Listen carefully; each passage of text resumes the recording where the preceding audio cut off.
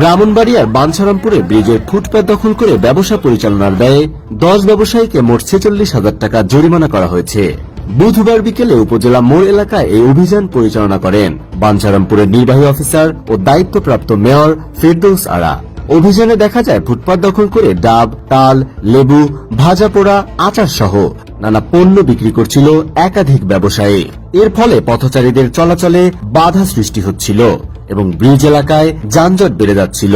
প্রশাসনের হস্তক্ষেপে এসব অবৈধ দোকান সরিয়ে দেওয়া হয় এবং 10 জন ব্যবসায়ীকে তাৎক্ষণিকভাবে অর্থদণ্ড দেওয়া হয়। এ বিষয়ে স্থানীয় বাসিন্দা জয়নাল মিয়া বলেন, এই সেতু দিয়ে প্রতিদিন চলাচল করতে হয়, কিন্তু ফুটপাত দখলের কারণে মানুষ ব্রিজের মাঝখান দিয়ে হাঁটে, এতে যানজট বেড়ে যায়। আমরা চাই যেন এইসব দোকান আর বসতে না পারে। উপজেলা নির্বাহী অফিসার ফেরদৌস আরা বলেন, জনস্বার্থে এই ধরনের অভিযান অব্যাহত থাকবে।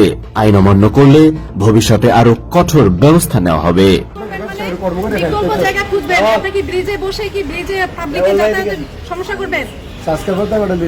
এই একই কথা আপনারা অনেকবার বলছেন। আগে আছে 1,000 টাকা অর্থদণ্ড, আর জলাশয় নষ্ট করার কারণে স্থানীয় সরকার আইন পৌরসভা অনুসারে হচ্ছে 108 এবং 109 ধারা অনুসারে 2,000 টাকা জরিমানা।